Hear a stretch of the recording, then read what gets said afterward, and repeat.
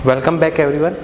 तो अभी तक हमने लास्ट लेक्चर तक अभी ग्रुप थ्योरी के 2 लेक्चर हमने कंप्लीट कर लिए और इन दोनों लेक्चर में मैंने इंट्रोडक्शन बताया ग्रुप का, क्या ग्रुप क्या होता है और ग्रुप के क्या क्या क्राइटेरिया है कि कोई सेट क्या क्या क्राइटेरिया फॉलो करना चाहिए जब वो ग्रुप कहलाएगा, और काफ़ी सारे एग्जांपल देखे थे जिसके अंदर हमने प्रूफ किया था कि ये सेट ग्रुप है, और कुछ एग्जांपल लिए थे इसमें हमने प्रूफ किया था कि ये सेट ग्रुप नहीं है। तो हम क्या क्या क्राइटेरिया है वो मैं आपको एक तरह से रिमाइंड करा देता हूँ, फिर हम इसमें जो ग्रुप की और प्रॉपर्टीज़ हैं उसमें हम आगे चलेंगे। ठीक है, तो जो ग्रुप थ्योरी में मैंने बताया था कि ग्रुप होता है,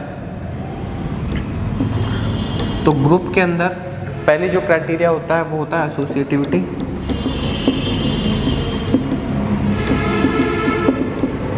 सेकंड होता है एग्जिस्टेंस ऑफ आइडेंटिटी, और जो थर्ड है वो है एग्जिस्टेंस ऑफ इनवर्स। ये जो 3 क्राइटेरिया हैं ग्रुप होने के, ये मैंने आपको बताए थे और इस पर काफ़ी क्वेश्चन देख सकते हैं आप, लास्ट लेक्चर में मैंने कराए हुए हैं। तो इनमें हम आगे चलते हैं। तो जो मैंने बताया था कि जो आइडेंटिटी होती है, हमने एग्जांपल में भी देखा था कि हर एक ग्रुप के अंदर एक आइडेंटिटी होती है। ठीक है, तो इसमें हम आगे चलते हैं कि इसमें बता देता हूँ कि जो आइडेंटिटी होती है हर ग्रुप में वो होती है यूनिक। यूनिक का मतलब है अद्वितीय, मतलब ओनली वन आइडेंटिटी होती है। किसी भी ग्रुप में 2 आइडेंटिटी नहीं हो सकती, किसी ग्रुप में 2 आइडेंटिटी नहीं हो सकती, केवल एक ही आइडेंटिटी होती है वो, और वो यूनिक होती है। इसी प्रकार इन्वर्स की हम बात करें तो इन्वर्स के अंदर मैंने ये बताया था कि हर एक ग्रुप के अंदर हर एक एलिमेंट का यूनिक इन्वर्स होता है। ठीक है, जैसे मान लेते हैं हमारे पास ये ग्रुप है ए बी सी। ठीक है, 4 एलिमेंट है, ये इसकी आइडेंटिटी है, और ए बी सी इसके 3 एलिमेंट हैं। तो इसके अंदर ये क्लाइन ग्रुप मैंने एग्जांपल के लिए बताया था फर्स्ट लेक्चर, मैंने इसको क्लाइन ग्रुप को बताया भी है। तो इसके अंदर जो आइडेंटिटी है तो इसमें निकल के आया था कि ए का इन्वर्स ए होता है, बी का इन्वर्स बी और सी का इन्वर्स सी। तो जो ए बी सी है ये यूनिक है, मतलब ए का इन्वर्स ए है तो वो यूनिक इन्वर्स होगा, हर एक एलिमेंट का यूनिक इन्वर्स होगा, किसी एलिमेंट के 2 इन्वर्स नहीं हो सकते। ठीक है, तो इन्वर्स के अंदर भी हम कहते हैं कि हर एक एलिमेंट का एक यूनिक इन्वर्स होगा। आइडेंटिटी में कह सकते हैं कि आइडेंटिटी एक यूनिक आइडेंटिटी होती है, और आइडेंटिटी का जो इन्वर्स होता है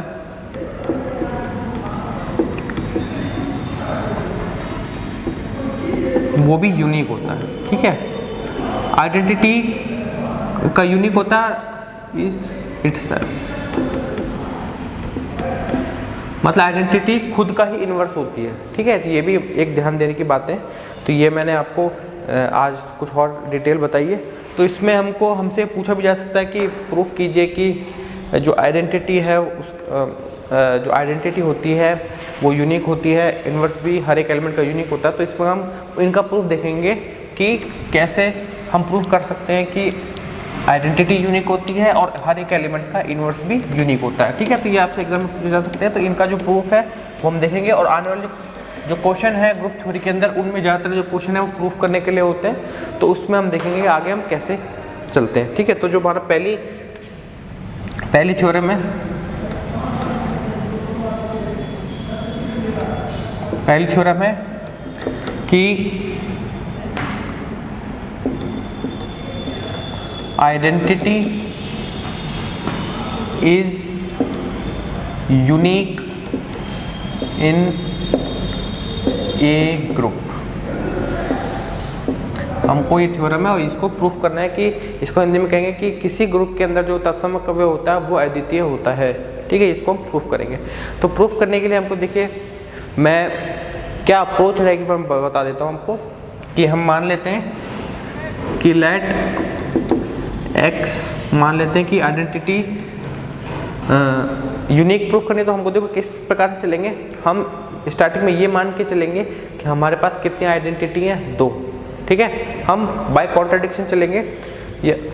तो मान लेंगे कि हम आइडेंटिटी हमारे पास है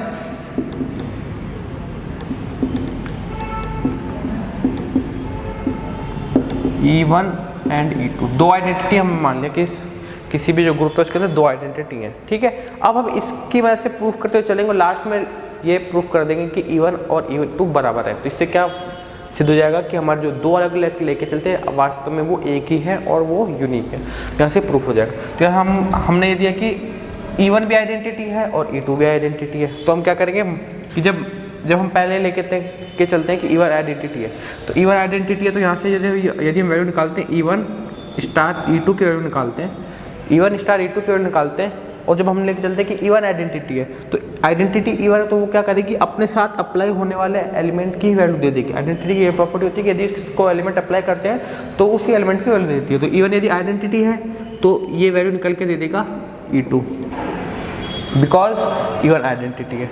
ठीक है, इसी प्रकार से हम ये वैल्यू भी निकाल सकते हैं E2 स्टार E1, इसकी वैल्यू भी निकाल सकते हैं हम। ठीक है, तो अब यहाँ से यदि हम मान के चलते हैं कि E1 आइडेंटिटी है तो आइडेंटिटी क्या करती है, अपने साथ अप्लाई होने वाले एलिमेंट की वैल्यू देती है, चाहे वो स्टार्टिंग में बाद में अप्लाई हो एलिमेंट तब भी वही वैल्यू आती है एलिमेंट की, या फिर एलिमेंट पहले अप्लाई हो तब भी उसकी वैल्यू वही आती है। तो यहाँ से E2 आ जाएगा। तो यहाँ पे हमने क्या अप्लाई किया दोनों के अंदर कि E1 इज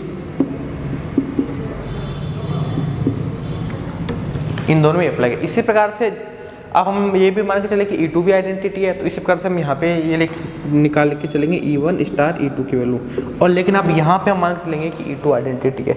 अब E2 आइडेंटिटी है तो E1 ये E2 पे अप्लाई होने वाले एलिमेंट की वैल्यू दे देगा, तो यहाँ से इसकी वैल्यू आ जाएगी E1। इस प्रकार से जब हम E2 स्टार E1 निकालते हैं तो यदि E2 आइडेंटिटी है तो इसके साथ एलिमेंट अप्लाई हो रहा है E1, तो ये E1 की वैल्यू दे देगी, तो यहाँ से आ जाएगा E1। ओके, और यहाँ पे हमने जो यूज़ किया है वो यूज़ किया है कि E2 इज आइडेंटिटी। ओके, यहाँ से हमने दोनों जो लेके चले आइडेंटिटी दोनों से कुछ वैल्यू निकाले। अब ये देखिए यहाँ से हम कैसे प्रूफ करेंगे कि ये दोनों वैल्यू बराबर है। अब भले हम यहाँ से इसको इक्वेशन नाम 1 देते हैं, इसको इक्वेशन 2 देते हैं, इसको इक्वेशन 3 और इसको इक्वेशन 4। अब हम जो 4 इक्वेशन यहाँ से हम कह सकते हैं कि यदि इक्वेशन 1 को लेकर चलते हैं यहाँ पे E1 स्टार E2 है, इक्वेशन 3 में भी E1 स्टार E2 है, तो फ्रॉम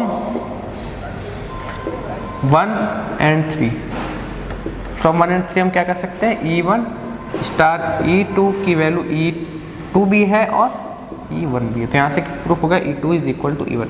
या फिर हम यहाँ से कह सकते हैं फ्रॉम 2 and 4 से भी हम कह सकते हैं यहाँ से कि E2 स्टार E1 इसकी वैल्यू भी क्या निकल के आएगी हमारे पास E1 इक्वल टू E2। यहाँ से भी प्रूफ होगा कि E2 की वैल्यू E1 के बराबर है, यहाँ से भी प्रूफ होगा कि E1 की वैल्यू E2 के बराबर है। यहाँ से हमने लेके चले थे कि हमारे पास दो आइडेंटिटी हैं E1 और E2, और लास्ट में हमने ये प्रूफ कर दिया कि दोनों की वैल्यू बराबर आई है। तो यहाँ से हम कह सकते हैं कि हर एक ग्रुप के अंदर जो आइडेंटिटी एलिमेंट होता है वो यूनिक होता है। तो इसकी अप्रोच क्या रही कि दो वैल्यू लेके चले, यहाँ से हमने देखा कि E1 आइडेंटिटी है तो E2 आ गया, E1 आइडेंटिटी E2 आ गया, यहाँ पे लेके चले कि E2 आइडेंटिटी है तो उसके बाद E1 आ गई। तो यहाँ से बराबर करके यहाँ से हमने पूछा कि जो आइडेंटिटी एलिमेंट होता है वो यूनिक एलिमेंट होता है। ठीक है, अब इस प्रकार से जो सेकंड हम ये लेके चलते हैं कि नेक्स्ट थ्योरम आते हैं कि जो इनवर्स एलिमेंट होता है वो हर एक एलिमेंट का यूनिक एलिमेंट होता है। ठीक है, तो ये भी हम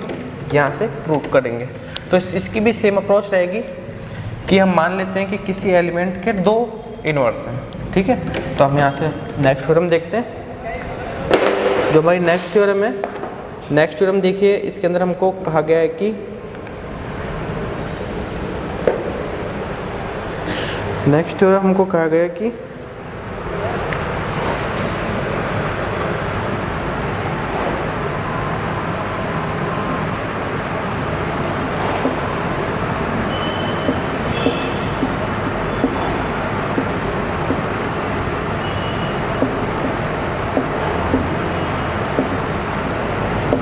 इससे हमको प्रूव है कि inverse of element is unique. हमको हर एक एलिमेंट का इनवर्स होता है वो यूनिक होता है। ठीक है, तो इसको हम कैसे प्रूफ करेंगे, इसको प्रूफ करने के लिए भी देखिए हम क्या करेंगे। यहाँ से